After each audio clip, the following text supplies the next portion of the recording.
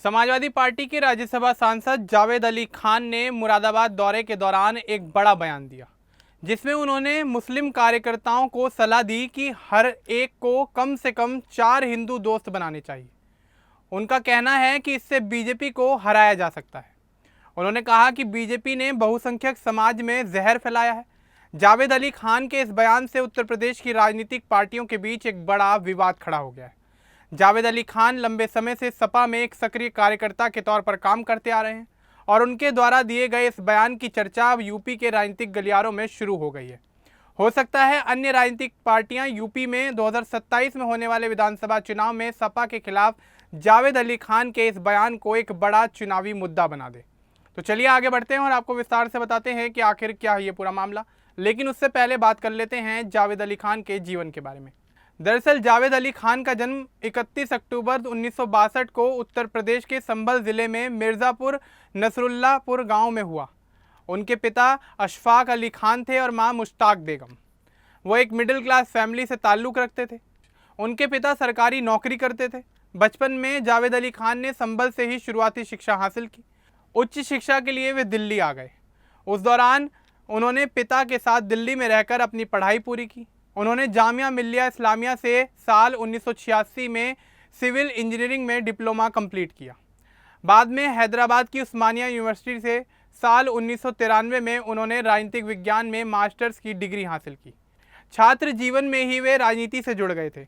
जामिया मिल्लिया इस्लामिया में पढ़ते समय उन्होंने छात्र संघ चुनाव लड़ा। 1984-85 में वे जामिया स्टूडेंट यूनियन के महासचिव चुने गए। उस समय वे वामपंथी छात्र संगठन से जुड़े हुए थे। वे अखिल भारतीय छात्र संघ से भी जुड़े रहे। जावेद अली खान ने साल 1985 में आसिमा किश्वर से शादी की। उनकी पत्नी शिक्षा के क्षेत्र से जुड़ी हुई हैं। उनके 2 बच्चे हैं, एक बेटा और एक बेटी। उनका पूरा परिवार मुरादाबाद और संभल में रहता है। जावेद अली खान खुद कृषि कार्य भी करते हैं। उनकी संपत्ति मुख्य रूप से कृषि भूमि और सामान्य घरेलू संपत्ति है। साल 1993 में वे अखिल भारतीय युवा संघ के अध्यक्ष रहे।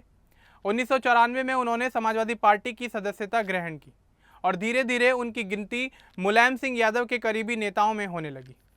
साल 1999 में जब मुलायम सिंह यादव संभल से लोकसभा चुनाव लड़ रहे थे तो जावेद अली खान ने उनके चुनाव के लिए प्रचार प्रसार की पूरी जिम्मेदारी संभाली। इसी दौरान वे पार्टी में और भी ज़्यादा मजबूत होते चले गए। साल 2005 में उन्हें मुरादाबाद में समाजवादी पार्टी का अध्यक्ष बनाया गया। 2007 में उन्होंने उत्तर प्रदेश विधानसभा चुनाव में ठाकुर द्वारा सीट से चुनाव लड़ा, लेकिन उन्हें चुनाव में करारी हार का सामना करना पड़ा। इसके बाद वे पार्टी संगठन को मजबूत करने में लगे रहे। साल 2014 में उन्हें पहली बार राज्यसभा के लिए चुना गया। उनका पहला कार्यकाल 2014 से 2020 तक रहा। 2022 में एक बार फिर से उनको राज्यसभा भेज दिया गया। वर्तमान में वे दूसरी बार राज्यसभा सदस्य हैं। उनका कार्यकाल 2028 तक चलने वाला है। राजनीतिक करियर में उन्होंने कई महत्वपूर्ण भूमिकाएं निभाई। वे समाजवादी पार्टी के वरिष्ठ नेता हैं। इंडिया गठबंधन की समन्वय समिति में भी रहे हैं। वे अक्सर संसद में शिक्षा, अल्पसंख्यक मुद्दों और सामाजिक न्याय पर अपनी बात रखते हैं। उनकी उपलब्धियों में छात्र आंदोलन से शुरुआत करते हुए राज्यसभा तक पहुंचना शामिल है। उन्होंने 1988 में लोकसभा गैलरी से एक बिल के खिलाफ कागज फेंकने जैसा छात्र विरोध प्रदर्शन भी किया था। बाद में संसद में उन्होंने उस घटना को याद किया। वे लंबे समय से मुस्लिम समुदाय और पिछड़ों के मुद्दों को लेकर अपनी आवाज़ उठाते रहे हैं।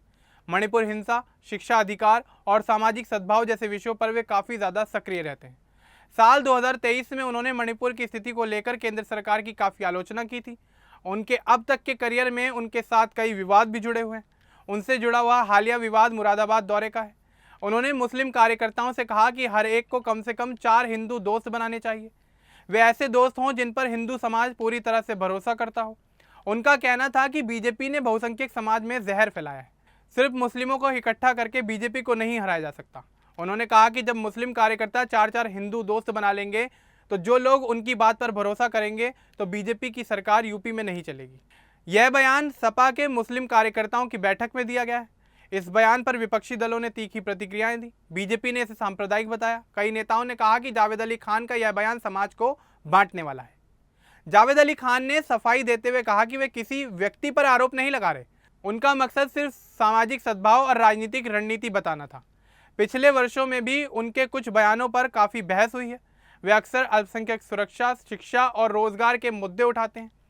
साल 2022 में राज्यसभा नामांकन के समय पार्टी के अंदर कुछ चर्चाएं जरूर हुई थी। कुछ मुस्लिम नेताओं ने अखिलेश यादव से ज़्यादा प्रतिनिधित्व की मांग की थी। जावेद अली खान ने हमेशा पार्टी की एकजुटता पर जोर दिया है। उन्होंने कहा कि सपा सभी वर्गों को साथ लेकर चल रही है। वे पश्चिमी यूपी में पार्टी को मजबूत करने पर फोकस करते हैं।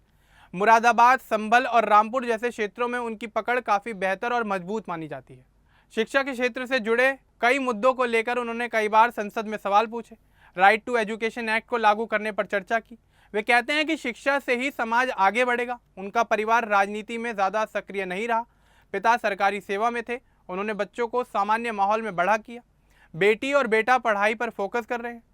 जावेद अली खान की राजनीति मुलायम सिंह यादव की विचारधारा से काफ़ी हद तक प्रभावित है। समाजवादी, सामाजिक न्याय और सभी वर्गों का विकास उनका मुख्य एजेंडा है। वे अखिलेश यादव के नेतृत्व में पार्टी को आगे ले जाने में योगदान दे रहे हैं। हाल के दिनों में उन्होंने यूपी चुनाव की तैयारियों पर भी बातचीत की। सपा को सभी क्षेत्रों में संगठन मजबूत करने की ज़रूरत बताई। साथ ही उन्होंने हिंदू बहुल इलाकों में पार्टी की पहुंच बढ़ाने पर भी जोर दिया। उनके इस हालिया बयान ने पूरे यूपी में एक बड़ी चर्चा छेड़ दी है। कुछ लोग इसे रणनीतिक सलाह मान रहे हैं तो कुछ इसे गलत संदेश बता रहे हैं। सपा ने बयान का बचाव किया। पार्टी का कहना है कि सद्भाव बढ़ाने की बात की गई है। जावेद अली खान संसद में काफ़ी ज़्यादा सक्रिय रहते हैं। वे 200 से ज़्यादा बहसों में हिस्सा ले चुके हैं। विभिन्न समितियों में काम किया है। कृषि, शिक्षा और अल्पसंख्यक कल्याण पर उनकी रुचि रही है। उनकी संपत्ति का विवरण चुनाव आयोग में दर्ज है। उनके पास मुख्य रूप से कृषि आय है। उन पर कोई आपराधिक मामला भी दर्ज नहीं है।